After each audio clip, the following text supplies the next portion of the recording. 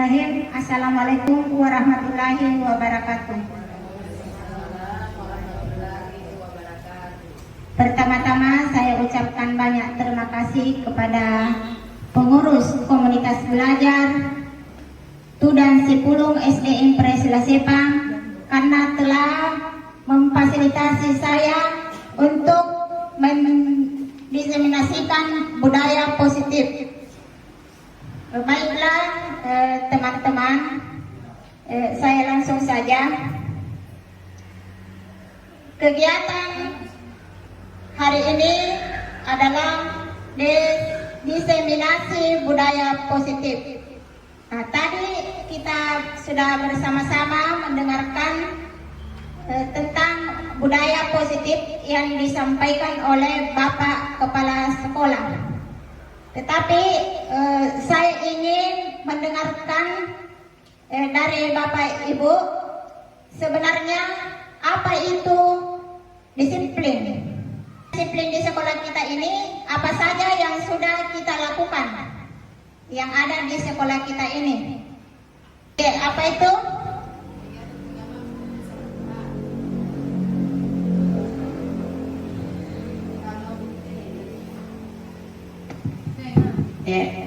Kalau menurut saya, pengertian disiplin itu adalah suatu kegiatan yang dilakukan sesuai dengan aturan yang telah ditentukan. Sedangkan kegiatan yang di keagamaan seperti pelaksanaan salat duha dan pelaksanaan salat duhur sesuai dengan aturan yang sudah ditentukan. Iya, terima kasih. Betul sekali. Kegiatan-kegiatan yang sudah kita lakukan di sekolah kita ini mengenai budaya positif itu salah satunya adalah salat duha dan salat duhur secara berjamaah sebelum murid-murid kita pulang. Next, Ibu Menang. Ya. Jadi di depan kita melihat bersama bahwa apa itu budaya positif. Jadi budaya positif adalah kebiasaan yang bernilai positif di mana di dalamnya mengandung sejumlah kegiatan yang mampu menumbuhkan karakter positif murid. Jadi menumbuhkan karakter positif murid. Kebiasaan yang sudah membudaya akan berjalan dengan sendirinya baik ketika pengawasan ataupun tidak. Jadi inilah yang dimaksud dengan budaya positif. Seperti yang dikatakan tadi Ibu Ustaz Mariati, salah satu budaya positif yang sudah berjalan di sekolah kita adalah salat duha. Jadi saya melihat murid-murid kita di sini tanpa diperintah lagi itu dia sudah siap-siap setiap hari Jumat bahwa kita akan salat duha. Berarti ini sudah membudaya. Nah, teman-teman, untuk bagaimana supaya budaya positif ini dapat terwujud di sekolah kita ini, maka kita harus mengenal dulu konsep-konsep inti budaya positif. Jadi di sini ada 5 konsep yang perlu kita ketahui untuk menanamkan budaya positif di sekolah kita ini. Yang pertama itu disiplin positif dan nilai kebajikan. Yang kedua, teori motivasi, hukuman, penghargaan, restitusi. Kemudian yang ketiga, keyakinan kelas. Selanjutnya, kebutuhan dasar manusia. 5 posisi kontrol. Ini 5 posisi kontrol guru. Kemudian segitiga restitusi. Mungkin teman-teman sudah ada yang pernah mendengar konsep-konsep ini, mungkin di PMM, karena ini semua sudah ada di PMM. Lanjut, Ibu. Ya. Nah, yang pertama itu adalah nilai kebajikan universal. Nah, sekarang Bapak Ibu, nilai-nilai kebajikan apa yang Bapak Ibu pernah terapkan atau lakukan? Seperti apa contohnya yang Bapak Ibu pernah terapkan? Pertama itu profil pelajar Pancasila. Nilai-nilai kebajikan yang ada di profil pelajar Pancasila yaitu beriman, bertakwa kepada Tuhan Yang Maha Esa dan berakhlak mulia. Kemudian mandiri, bernalar kritis, berkebenakaan global, bergotong royong, kreatif. Begitupun dengan yang kedua ini. Ada di situ rasa hormat, mandiri, komitmen, kerjasama. Itu adalah nilai-nilai kebajikan universal yang kita sudah miliki. Pasti Bapak Ibu sudah memiliki ini dan pasti sudah melakukan di antara sekian banyaknya contoh-contoh di atas. Ibu Nang.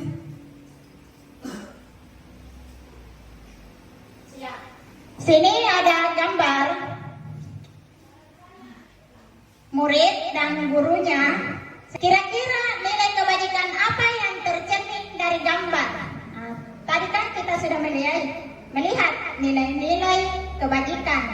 Nah sekarang nilai kebajikan apa yang ada pada gambar, yang nampak pada gambar? Iya, betul sekali.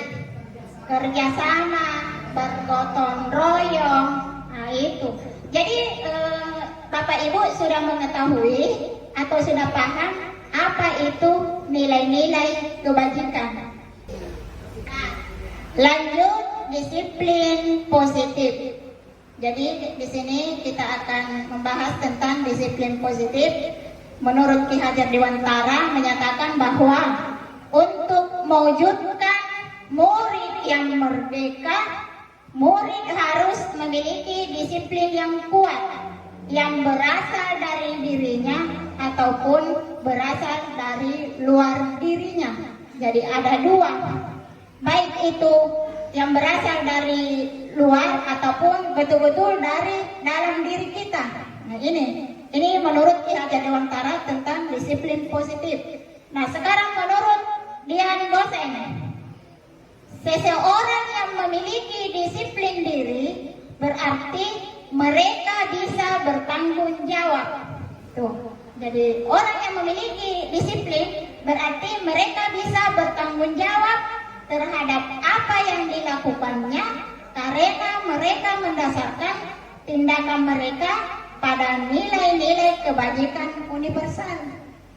Jadi dia mendasar pada nilai-nilai kebajikan tadi, bertanggung jawab, berkomitmen, nah, seperti itu. Jadi dari kedua pendapat ini kita dapat simpulkan bahwa disiplin positif adalah cara menerapkan. Bagaimana cara kita menerapkan sikap disiplin yang bertujuan untuk menumbuhkan kesadaran serta memberdayakan anak mandiri melakukan sesuatu tanpa iming-iming, tanpa hukuman, sogokan, ancaman maupun hadiah. Jadi ini yang dimaksud dengan budaya positif atau disiplin positif. Jangan sampai anak-anak kita berdisiplin karena takut hukuman. Dia cepat datang sekolah karena kita kalau tidak datang di sekolah, hukum kita. Nah itu bukan yang termasuk budaya disiplin positif. Karena adanya sogokan atau karena ada hadiah. Nah itu. Lanjut Ibu Mon. Nah ini teori motivasi berhubungan dengan disiplin positif tadi. Nah ini teori motivasi ada dua. Ada motivasi eksternal, motivasi internal. Jadi seperti yang kita tadi katakan bahwa jangan sampai anak-anak disiplin karena hukuman. Nah ini berarti itu masih motivasi eksternal, motivasi dari luar karena adanya pengaruh-pengaruh dari luar. Karena mungkin takut karena dihukum, takut karena atau cepat datang karena dikasih hadiah. Nah itu belum ya. Kemudian ini apa yang akan saya dapatkan apabila saya melakukannya? Apa yang saya dapatkan kalau saya cepat ke sekolah? Nah itu masih pengaruh eksternal. Dan yang kedua itu adalah motivasi internal. Nah ini yang kita harapkan. Saya akan menjadi orang yang seperti apa bila saya melakukannya. Disinilah nilai-nilai kebajikan lagi muncul. Saya akan bertanggung jawab. Saya akan disiplin. Nah seperti itu. Lanjut Ibu Mama. Ini ada lagi gambar.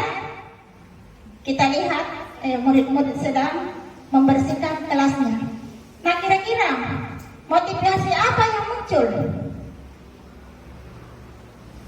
Dari gambar di atas, apakah motivasi internal atau motivasi eksternal?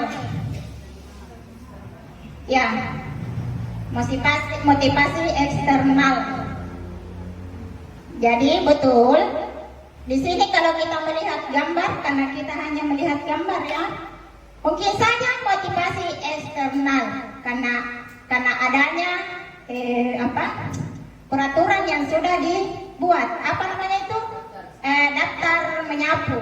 Nah, sehingga melakukan ini. Tetapi bisa saja motivasi internal karena dia ingin melihat, dia ingin menikmati kelasnya yang nyaman saat dia belajar.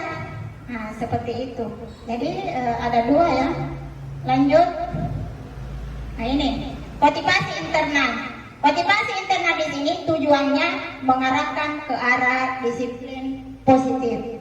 Artinya dia betul-betul tidak ada pengaruh-pengaruh luar, tetapi memang betul-betul dari dalam dirinya. Dan inilah yang kita harapkan. Nah sekarang, sebelum kita masuk ke keyakinan kelas, saya mau bertanya lagi, apa bedanya peraturan kelas dengan keyakinan kelas? Adakah teman-teman yang bisa membantu atau memberikan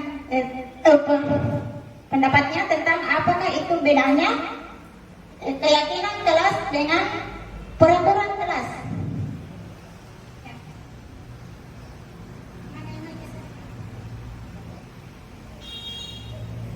Silakan Ibu Nani. Ya, terima kasih. Kalau menurut saya pribadi bahwa perbedaan antara peraturan kelas dengan keyakinan kelas, peraturan itu bisa dibuat oleh guru itu sendiri. Sedangkan kalau keyakinan kelas, anak-anak sendiri yang menentukan apa yang akan yang boleh ataupun yang tidak boleh dia laksanakan di dalam kelas sesuai keyakinan mereka masing-masing. Terima kasih. Iya, betul sekali Ibu Nani. Apa yang kita sampaikan itu bahwa kalau peraturan kelas itu dibuat oleh guru, ujung-ujungnya ada hukuman. Tidak boleh makan di dalam kelas, ujung-ujungnya diambilkan makanannya. Seperti itu. Nah kalau keyakinan, kita dan siswa yang membuat kesepakatan. Apa kira-kira kesepakatan yang boleh dan tidak boleh dilakukan di dalam kelas? Seperti itu. Jadi bukan kita yang membuat, tetapi anak-anak kita. Ya lanjut. Nah, ini ada contoh mengapa tidak peraturan saja, mengapa harus keyakinan kelas.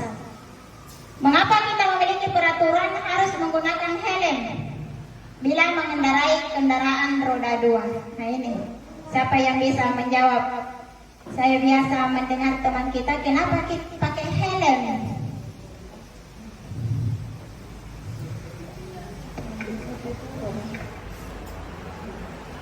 Baiklah, menurut saya mengapa kita memiliki peraturan harus menggunakan helm bila mengendarai kendaraan roda 2. Di sini bisa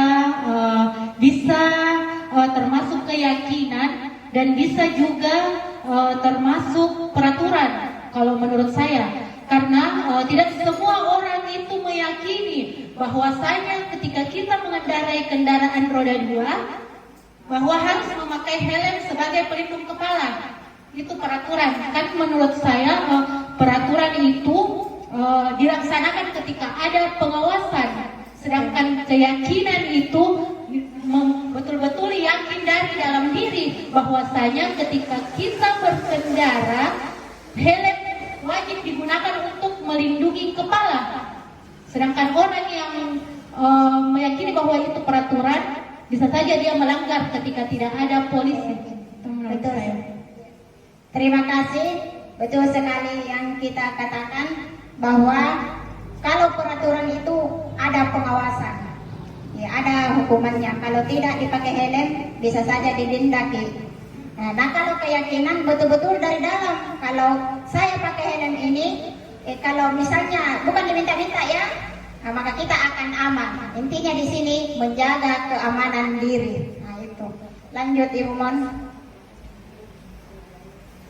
Lanjut. Nah ini peraturan dan keyakinan kelas. Kentara juga baca? Tidak kentara. Bacakan kepala dia. Selalu kembalikan buku ke tempatnya. Kira-kira ini apa keyakinan kelas yang cocok? Kalau selalu berhubungan dengan nilai-nilai kebajikan tadi. Selalu kembalikan buku di tempatnya. Kira-kira apa? Bertanggung jawab atau berdisiplin? Ya, bisa saja di situ bertanggung jawab ya. Nah, ini kan keyakinan kelas, keyakinan tak. Dilarang mengganggu orang lain. Kira-kira keyakinan apa di sini? Kalau dilarang mengganggu orang lain, disiplin juga. Hadir di sekolah 15 menit sebelum pembelajaran dimulai. Disiplin. Dilarang melakukan kekerasan. Apa? Peraturan atau disiplin. Dilarang menggunakan narkoba. Seperti tadi yang saya katakan ya, ada yang kalau memakai helm berarti keamanan itu. Bergantian atau menunggu giliran. Disiplin lagi. Gunakan masker. Peraturan. Jangan berlari di apa itu? Kelas atau koridor. Ya. Nah, untuk membuktikan apakah apa bentuk keyakinan kelas yang muncul di peraturan ini, next Ibu Mana? Nah ini. Kalau selalu mengembalikan buku di tempatnya, itu keyakinan tanggung jawab. Bahwa saja kalau sudah kita membaca, ini kan kesepakatan sudah disepakati ya. Oh harus kita mengembalikan di tempatnya, berarti itu dia bertanggung jawab. Keyakinan yang muncul itu adalah tanggung jawab. Dilarang mengganggu orang lain, berarti kita harus menghormati keyakinan bahwa kita harus menghormati orang lain. Nah, hadir di sekolah 15 menit, menghormati orang lain atau berkomitmen bahwa ada peraturan 15 menit itu datang lagi. Itu kita harus berkomitmen, keyakinan kelas tentang komitmen. Nah ini kesepakatan ini dijadikan keyakinan kelas. Jangan berlari di dalam kelas itu untuk keselamatan atau keamanan. Lanjut Iman. Ya jadi dari contoh-contoh di depan tadi kita bisa menyimpulkan bahwa keyakinan merupakan nilai-nilai kebajikan universal, yang artinya ini yang sudah kita miliki ya, yang disepakati bersama secara universal. Keyakinan akan lebih memotivasi seorang dari dalam, tuh, atau memotivasi secara intrinsik, artinya dari dalam dirinya. Seseorang akan lebih tergerak dan bersemangat untuk menjalankan keyakinannya daripada hanya sekedar mengikuti serangkaian peraturan. Jadi Bapak Ibu, di awal pembelajaran saya di tahun 2023 itu saya sudah membuat kesepakatan kelas. Apa yang disepakati anak-anak saya yaitu ada guru tidak ada guru, baca doa. Dan itulah yang diyakini oleh anak-anak saya, murid saya di kelas. Sehingga setiap pagi itu kalau saya masuk sudah baca doanya, sudah Bu. Karena dia sudah meyakini keyakinan yang dia sepakati. Jadi seperti itu tujuan tak Bapak Ibu. Kemudian apalagi biasa tidak boleh jajan, bukan tidak boleh ya. Jajan sesudah atau pada saat jam istirahat. Nah, itu yang diyakini anak-anak saya. Dia tidak jajan kalau pagi, walaupun saya jaga di situ atau tidak. Tetapi ini terus dikontrol ya. Siapa yang jajan? Tidak, Bu. Alhamdulillah. Itulah keyakinan nak, keyakinan tak yang harus kita pertahankan. Nah, seperti itu. Lanjut. Nah, ini saya lakukan ini pada saat awal-awal pembelajaran. Saya membuat keyakinan kelas, membuat dulu kesepakatan. Saya membuat kesepakatan dengan teman-teman, murid-murid saya. Jadi saya jelaskan apa yang boleh dan tidak boleh dilakukan di dalam kelas. Nah, ditulis di post-it ini, kemudian ditempel. Nah, ini anak-anak saya seperti ini. Tidak boleh makan di dalam kelas, jangan bermain saat belajar, tidak berkelahi, tidak bermusuhan, membuang sampah di tempat sampah, dan sebagainya. Lanjut dimohon. Nah, ini dari kesepakatan tadi kita menyimpulkan keyakinan kelas apa kira-kira. Nah, ini Mana semangatnya? Semangatku, yes! Nah, sekarang hari ini kita akan membuat kesepakatan kelas. Pernah membuat kesepakatan kelas waktu di kelas 2? pernah. Iya, sama dengan di sini nak, di kelas 3 kita harus membuat kesepakatan kelas. Nah, untuk kesepakatan kelas ini apa-apa saja itu biasanya kalau kesepakatan kelas? Apa biasa? Apa? Apa enggak? Ih, bukan itu. Nah, apa tuh? Bekerja keras. Bekerja keras. Bekerja sama. Bekerja sama. Iya, jadi begini saja. Bekerja sama boleh. Kita tulis di sini kesepakatan kelas yang kita sepakati di dalam kelas. Artinya apa yang boleh dilakukan dan yang tidak boleh dilakukan. Coba Pira, apa yang boleh dilakukan, tidak boleh dilakukan dalam kelas? Bermain di dalam kelas. Bermain di dalam kelas. Seperti itu contohnya. Jadi bagaimana nanti sebentar kita membuat keyakinannya. Keyakinan apa yang cocok. Nah, satu orang satu kertas. Nanti pakai di sini sudah.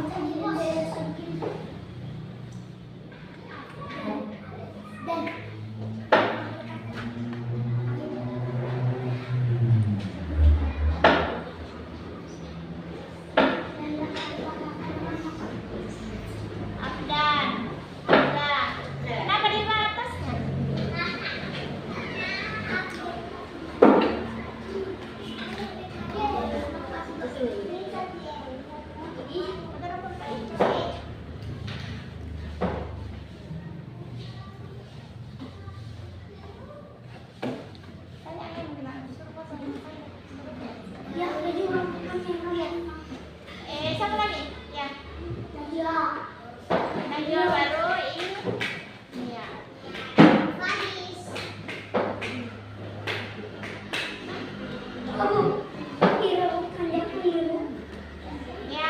tahu ada yang nggak ada tanda tangan dengan juang.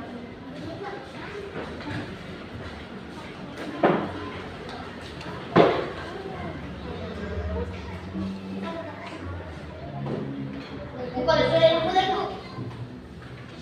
Iya, orang sama N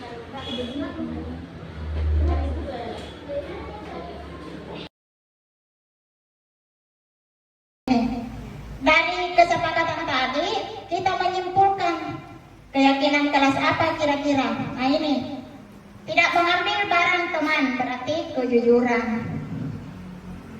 Angkat tangan bila bicara, mendengarkan pendapat teman berarti dia di keyakinan keadilan, nilai-nilai kebajikan keadilan.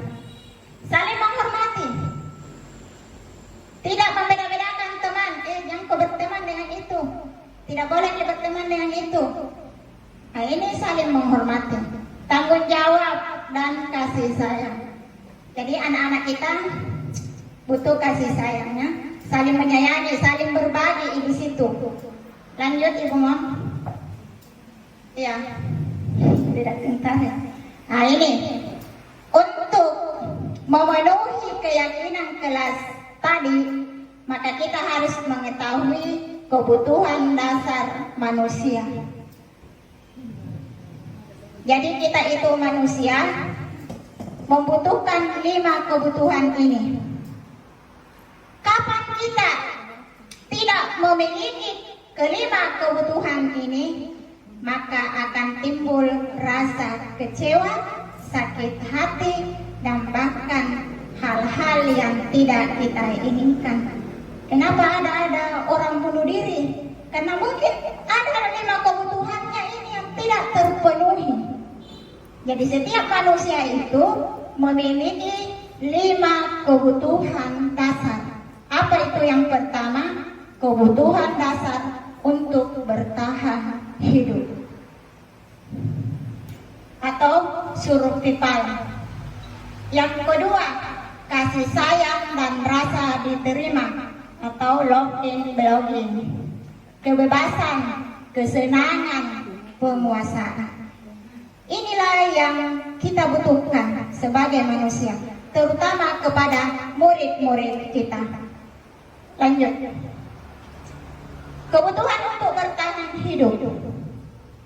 Ya, kalau kebutuhan untuk bertahan hidup itu pasti kita butuh makan, minum, rumah, keamanan.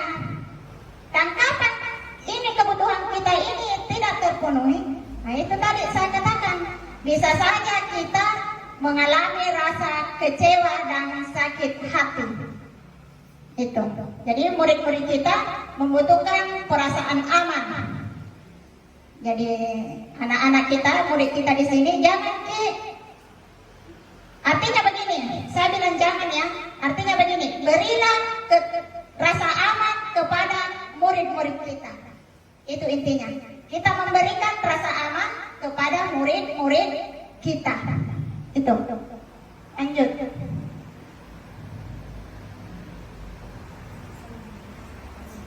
Ini dia, kasih sayang dan rasa terima. Diterima. Ini yang kedua. Jadi kita itu butuh rasa kasih sayang. Siapa di sini yang tidak mau disayang? Di keluarganya. Nah ini. Kita itu butuh kasih sayang dan diterima. Baik itu di keluarga, di kelompok, di komunitas. Itu yang kita butuhkan. Dan kapan ini tidak terpenuhi, ada rasa kecewa, ada rasa tidak nyaman, ada rasa sakit hati. Begitupun anak-anak kita. Anak-anak kita membutuhkan kasih sayang. Harus diterima. Jangan bilang anak nayanu, nah dibiarkan saja begitu. Jangan bilang anak nakal, nah tidak perlu dikasih pembelajaran. Oh, tidak seperti itu, karena ini adalah kebutuhan dasar manusia yang harus kita ketahui. Iya. Kemudian kebebasan, kita perlu kebebasan. Kita itu tidak mau kita katakan nih, jangan kau begitu, jangan kau begitu. Nah ini, anak-anak kita perlu kebebasan. kontrol. Kebiasaan apa itu? Anak-anak itu selalu mau mencoba. Saya berikan contoh anak saya, dia itu selalu mencoba-coba, sehingga dia sering, tapi ini masih saya anggap masih salah ya, karena dia biasa, karena dia ingin mencoba, maka dia merusak barang yang lain. Tetapi itulah anak-anak, dia selalu ingin mencoba. Makanya kita itu selalu memberikan kebebasan kepada anak-anak kita untuk mencoba hal-hal yang baru, yang menurut dia menarik. Seperti itu. Lanjut Ibu Mon. Kesenangan, kebutuhan untuk merasa senang.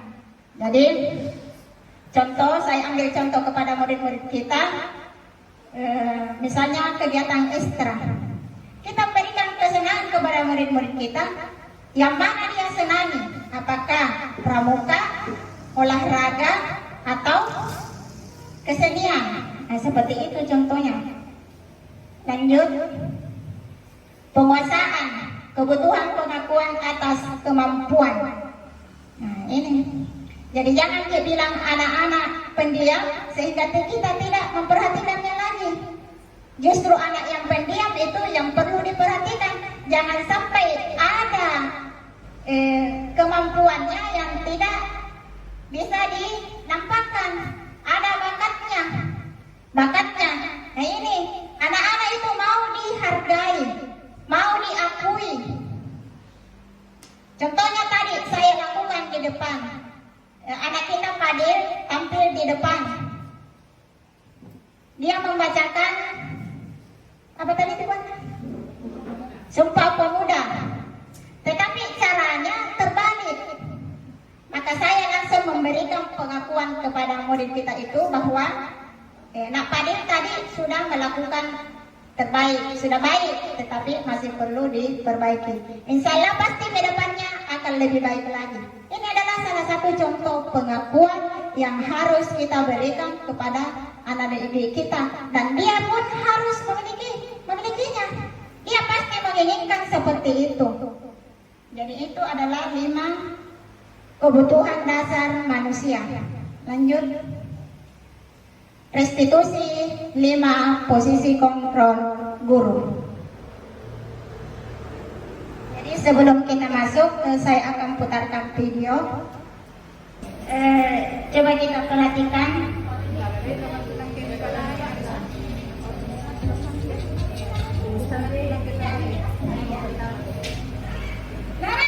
Nah, kita perhatikan video di atas, teman-teman sekalian.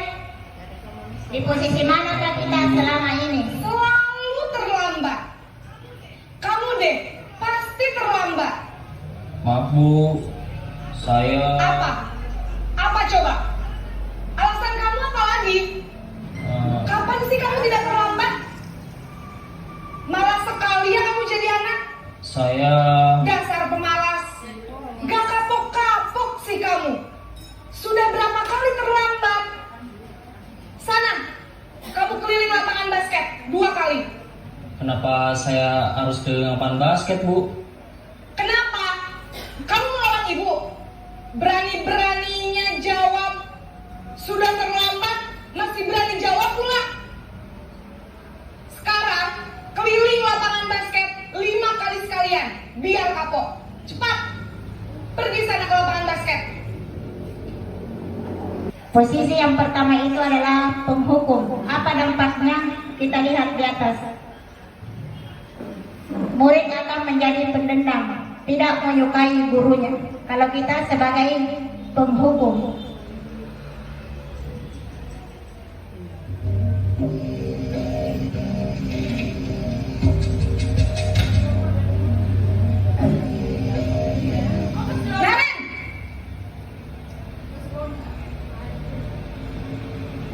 Selamat pagi Bu.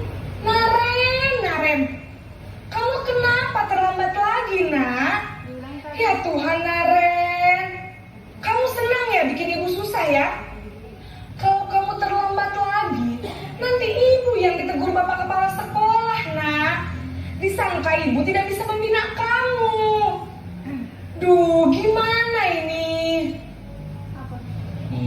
Maaf Bu. Duh Gusti Naren. Kamu suka ya kalau ibu ditegur bapak kepala sekolah? Terus, sekarang ibu harus tulis apa ini di buku absen? Ini kamu sudah sering terlambat loh. Ibu harus apa coba? Maaf Bu. Maaf sekali. Ya sudah, lain kali jangan bikin ibu susah lagi ya nak ya. Ibu tidak akan kuat lagi kalau kamu begini terus. Bisa jantungan kalau ibu tegur bapak kepala sekolah. Jadi ini membuat rasa bersama. Maaf ya Bu. Maaf sekali. Jadi kalau kita posisi kontrol kita ada pada posisi merasa bersalah, berarti kita selalu menyalahkan murid. Itu.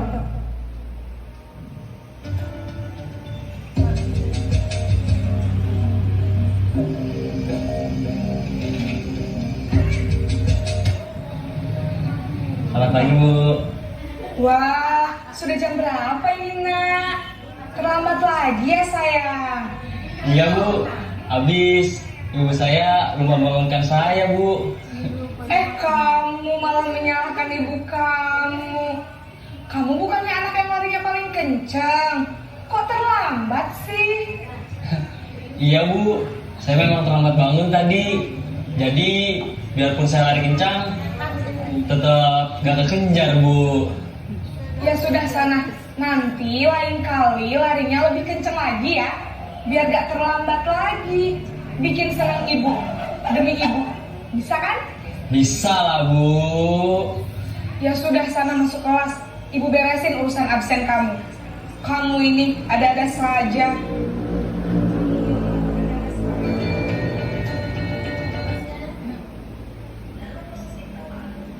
Ya, jadi tadi itu contoh posisi teman. Guru sebagai teman, nada suaranya lembut.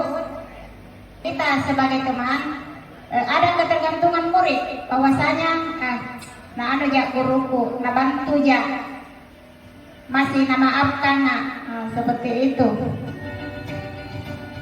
Yang keempat ini posisi pemantau.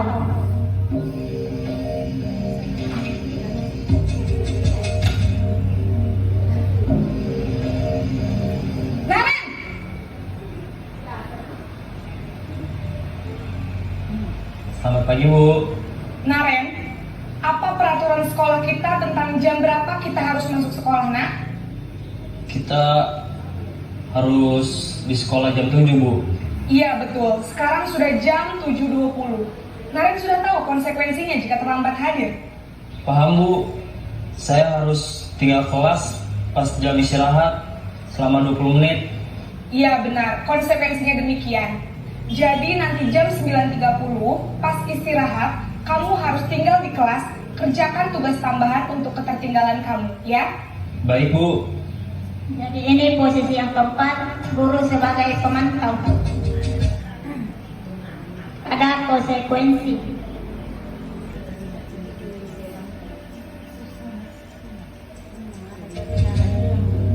Ini yang terakhir.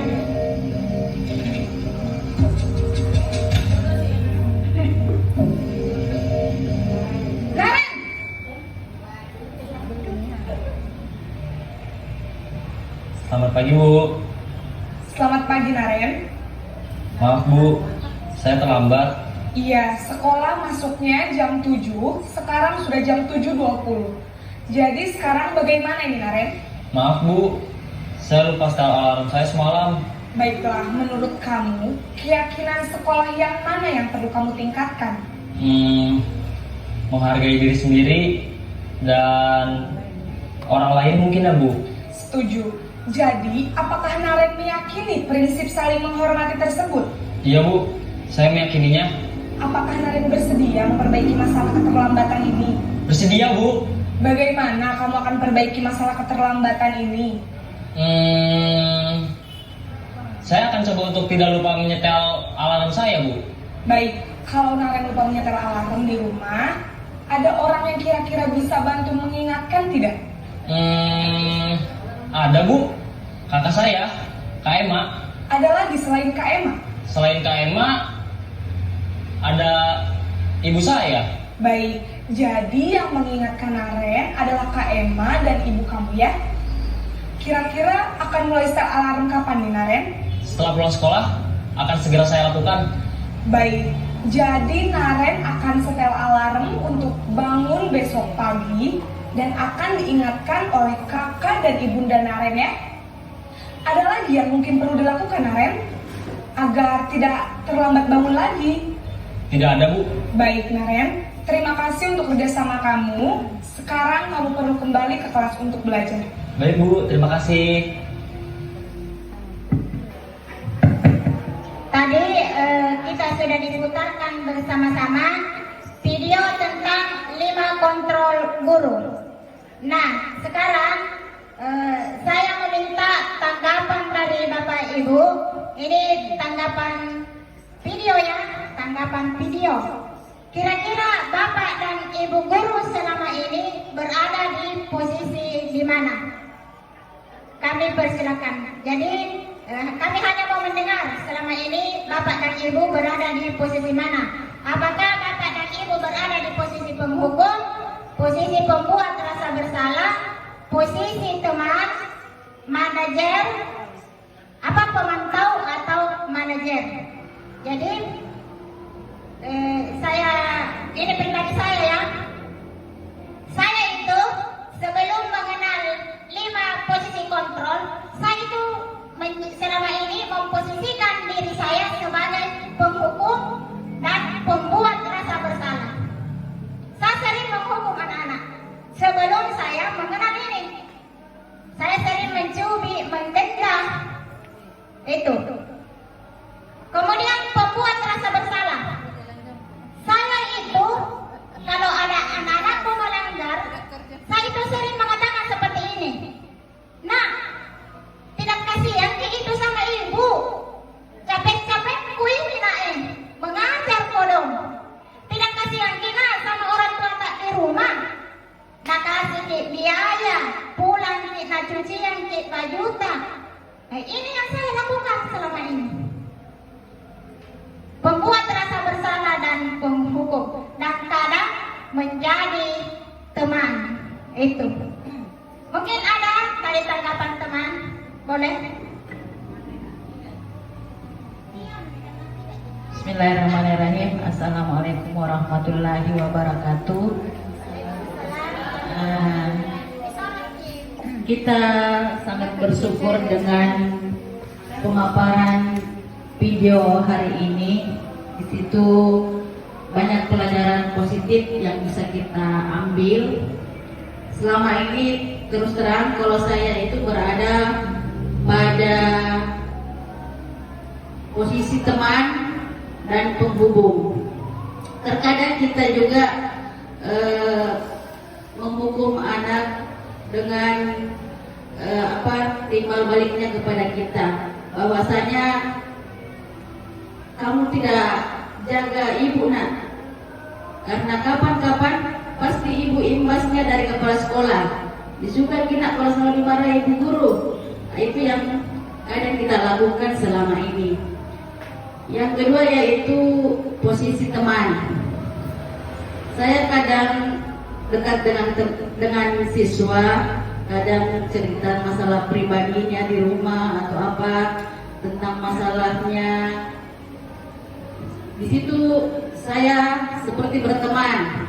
Jadi terkadang juga menanyakan apa terkadang kendala-kendala yang dialami. Saya di situ bercerita selayaknya seperti teman. Dengan menonton ini kita bisa membuka mata kita, membuka hati kita, bahwasanya ternyata apa yang telah kita perbuat selama ini perlu kita adakan perbaikan. Dan alhamdulillah dengan adanya kegiatan ini kita diberikan banyak pengetahuan yang bernilai baik. Terima kasih. Mungkin itu yang bisa saya sampaikan.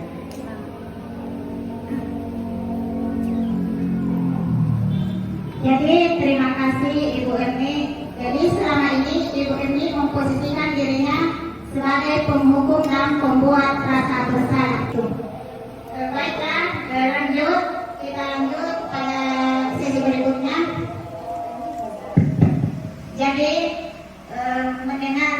harapan dari rekan-rekan guru tentang posisi kontrol kita selama ini.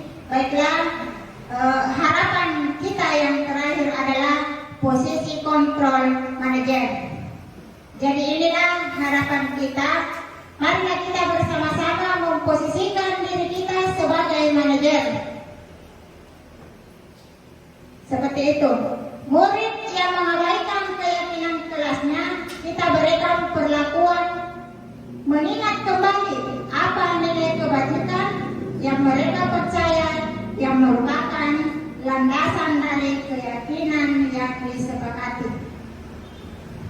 Lanjut, Ibu Mam.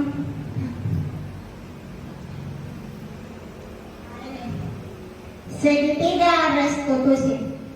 Kalau kita sudah memposisikan diri kita sebagai manajer, maka tidak ada lagi kata menghukum, tidak ada lagi kata pembuat rasa bersalah.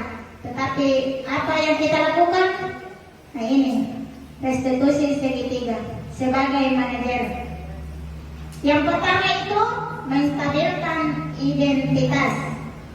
Kemudian validasi tindakan yang salah, menanyakan keyakinan.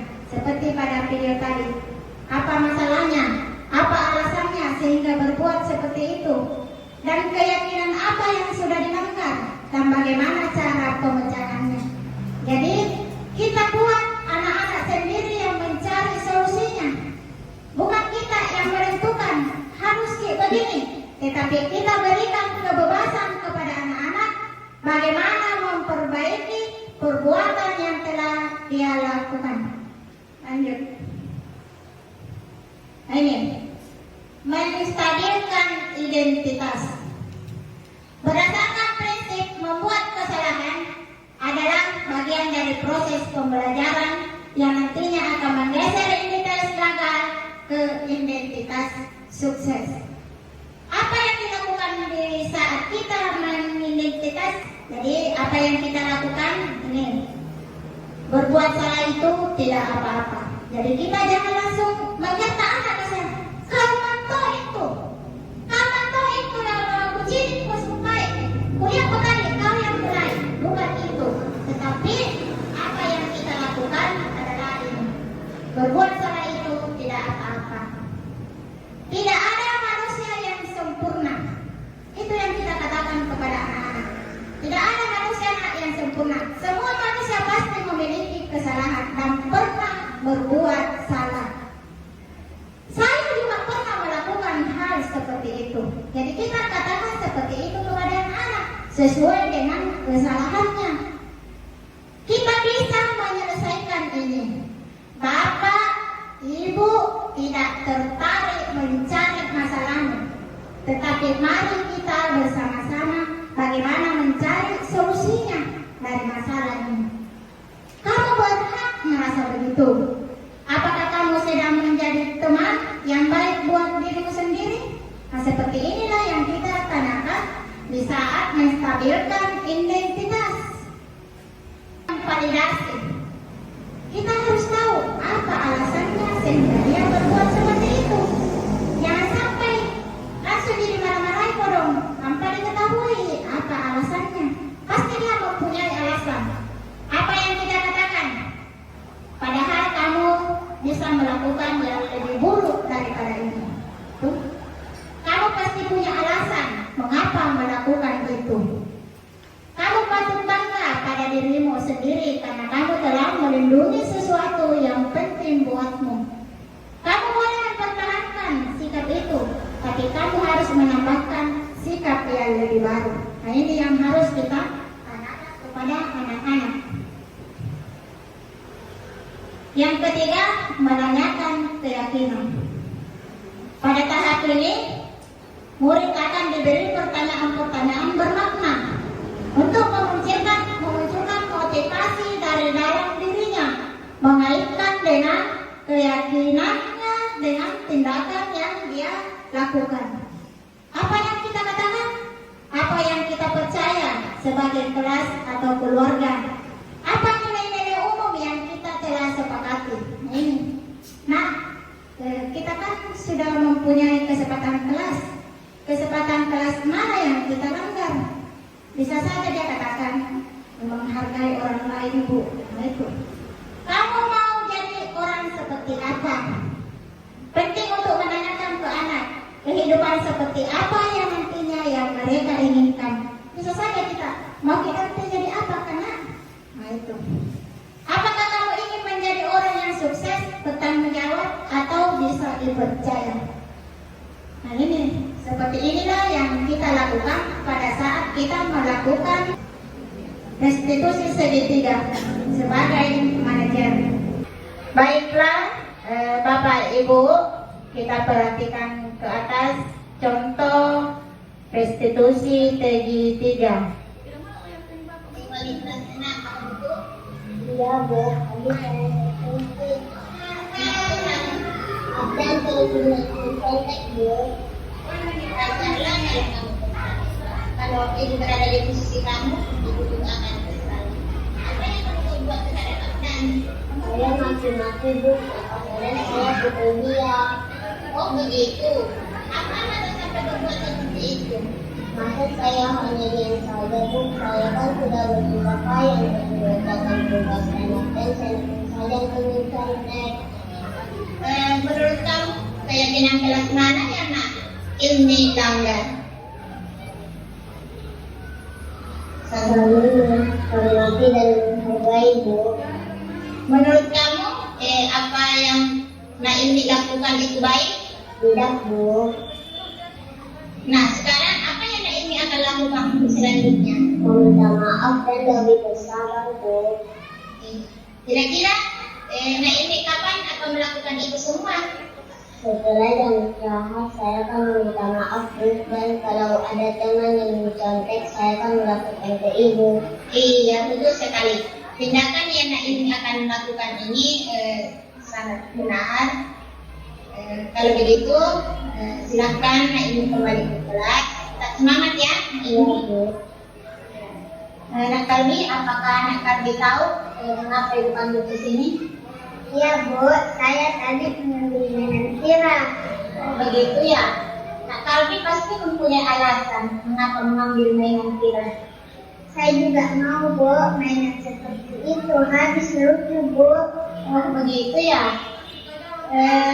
Nak Kalbi, Ibu panggil ke sini bukan Ibu mau mencari kesalahannya. Cuma Ibu mau bagaimana kita mencari solusinya. Nah, sekarang apa yang Nak Kalbi akan lakukan? Meminta maaf dan mengembalikan mainan Bu, dan menjaga keamanan kelas, Bu. Dan apakah menurut Nak Kalbi perbuatan Nak Kalbi baik? Tidak, Bu. Nah, sekarang Ibu mau tanya, masih ingat keyakinan kelas yang sudah kita sepakati? Bagaimana yang Nak Kalbi langgar? Ingat, Bu, bagian menjaga keamanan dan ketertiban kelas, Bu. Iya. Nah, selanjutnya apa yang Nak Kalbi akan lakukan? Meminta maaf dan mengembalikan mainan tiram, Bu. Kapan Nak Kalbi akan lakukan itu? Setelah jam istirahat, Bu. Iya. Baiklah Nak Kalbi, Ibu senang sekali dengan usaha Nak Kalbi untuk memperbaiki diri. Tetap semangat ya. Ibu juga berdoa mudah-mudahan Nak Kalbi selalu menjaga keamanan dan ketertiban kelas. Sekarang Nak Kalbi silahkan kembali ke kelasnya mengikuti pelajaran selanjutnya. Terima kasih, Bu. Nama saya Kalbi, murid kelas 3. Restitusi yang Ibu Guru terapkan. Saya dapat belajar bahwa penting setelah jujur dan terbuka pada teman-teman saya. Saya juga belajar bahwa saya harus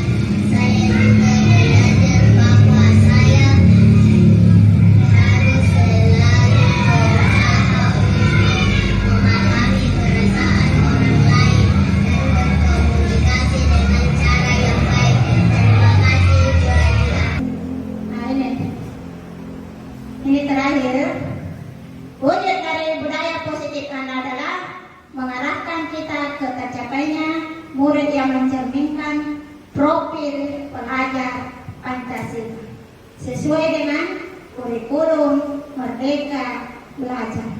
Jadi harapan kita, bagaimana murid-murid di SD Impres Nasepa mencerminkan profil pelajar Pancasila dengan budaya-budaya positif yang akan kita terapkan di sekolah kita ini. Pembelajaran dengan paradigma baru merupakan pembelajaran yang dirancang berdasarkan prinsip pembelajaran keberpihakan kepada murid.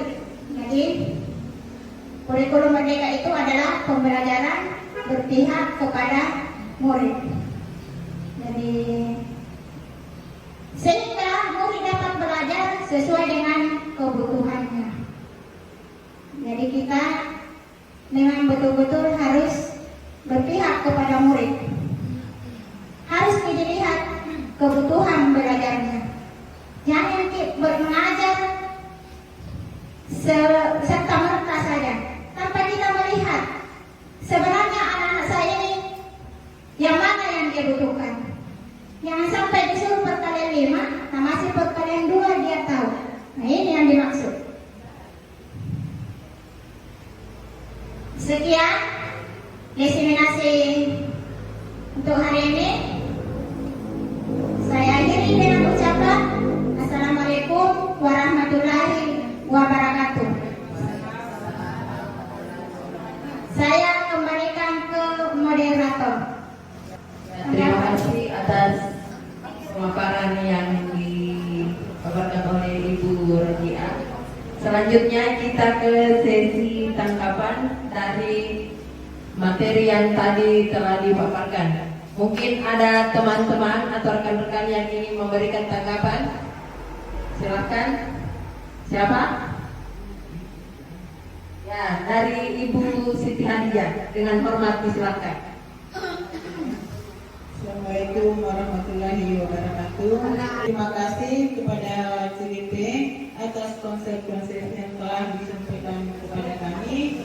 Saya sebagai guru kelas 5 insya Allah akan menerapkan kami apa yang disampaikan tadi, terutama tentang keyakinan kelas. Assalamualaikum warahmatullahi wabarakatuh. Waalaikumsalam warahmatullahi wabarakatuh. Selanjutnya masih ada lagi teman yang ingin memberikan tanggapan atau saran.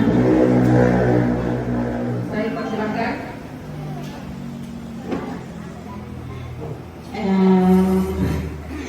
Saya dari bidang studi guru agama, sesuai yang kita paparkan tadi, keyakinan dalam kelas seperti sudah terbiasa dilakukan anak kelas 3 berdoa sebelum guru hadir di tempat, biasanya itu. Biar itu pengalaman yang saya dapatkan di kelas 3, sekedar usulan, barangkali ibu alangkah bagusnya nanti ada gurunya di dalam kelas baru kita adakan doa, karena kira-kira siapa yang mendengar kalau misalnya ada kekurangan yang dibaca anak-anak, karena kita tidak mendengar. Dan kalau sejenisnya itu yang kita lakukan berdoa sementara tidak ada, kita tidak tahu di mana letaknya kekurangan anak yang mau ditegur. Karena anak-anak itu cara membacanya Al-Fatihah saja itu lebih banyak salahnya daripada kebenarannya. Iya, terima kasih.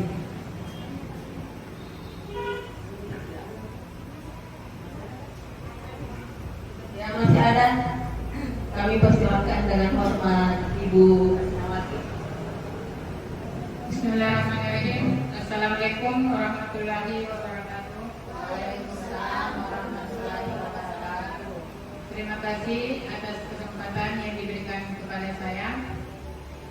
Adapun pemaparan yang disampaikan oleh Ibu Rajia Sam, yaitu dari CPG, betul sekali dari pemaparan Ibu, konsep-konsep disiplin positif yang disampaikan sangat baik dan sangat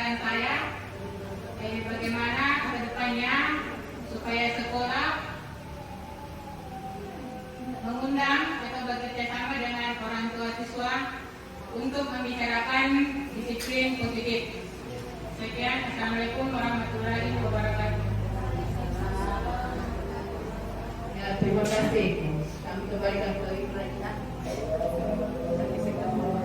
Ya, terima kasih Bapak Ibu Guru, tanggapan dan masukannya ini sangat, menurut saya sangat membangun, terutama kepada Ibu Ija. Insya Allah ke depannya dia akan melaksanakan keyakinan kelas, praktek pembuatan keyakinan kelas. Betul sekali Bapak Ibu. Alangkah baiknya pada semester 1 ke depan, sebelum kita melakukan pembelajaran, kita bersama-sama membuat keyakinan kelas dulu. Kita bersama-sama di kelas membuat keyakinan kelas, kemudian kita sesuai dengan arahan dari Bapak Kepala Sekolah, keyakinan yang sudah disepakati itu harus ditandatangani oleh murid supaya dia tahu konsekuensinya. Kemudian lanjut ke Ustaz Mariati. Betul sekali Bu, apa yang kita sampaikan kepada yang tadi, bahwasanya seharusnya guru harus di dalam kelas. Guru harus di dalam kelas, kemudian murid-murid membaca doa. Usulan yang baik sekali. Jadi harapan kita kepada teman-teman, marilah kita sebelum pembelajaran dimulai, kita berada di dalam kelas untuk mendengarkan anak-anak kita membaca doa sebelum belajar. Kemudian yang ketiga, usulannya Ibu Anna, ini sangat baik juga. Bagaimana supaya ada kolaborasi dengan orang tua, supaya budaya positif yang kita bangun di sekolah kita ini dia juga ketahui. Alangkah itu lebih bagus lagi, supaya dia bisa membantu kita di rumah, mengingatkan anaknya bahwa ada budaya positif begini di sekolah kita, dan bukan hanya di sekolah yang diterapkan, tetapi di rumah, lingkungan masyarakat, terutama di lingkungan sekolah. Terima kasih usulan-usulannya. Saya rasa demikian, saya kembalikan ke moderator. Ya, terima kasih atas saran-saran teman-teman.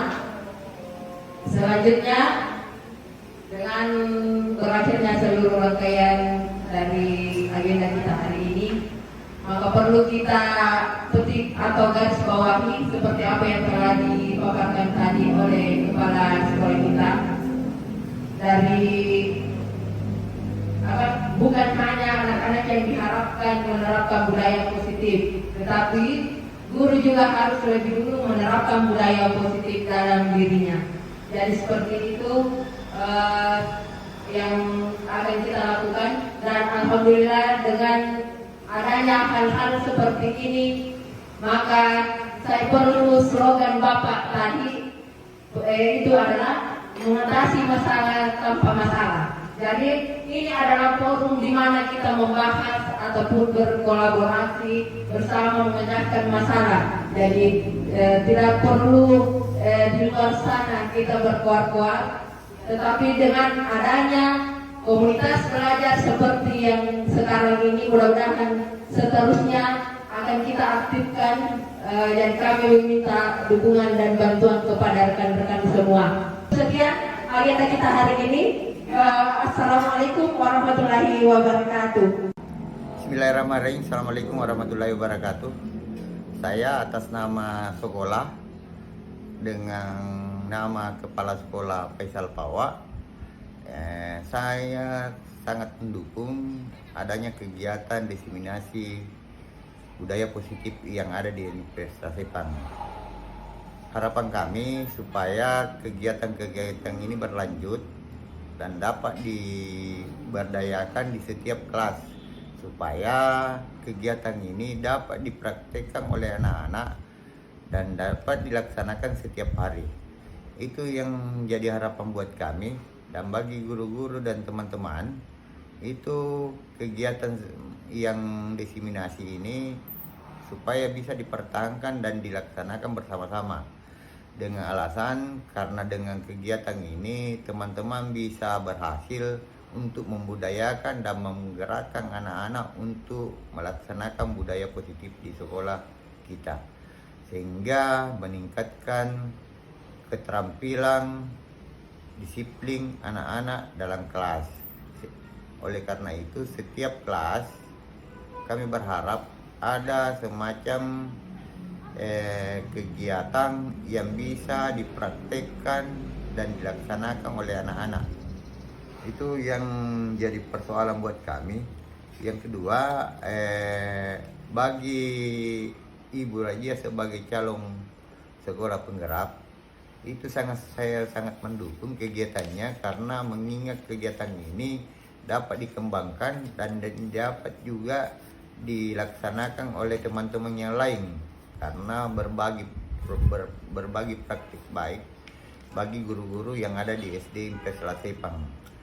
Itu yang sempat saya sampaikan pada hari ini. Assalamualaikum warahmatullahi wabarakatuh.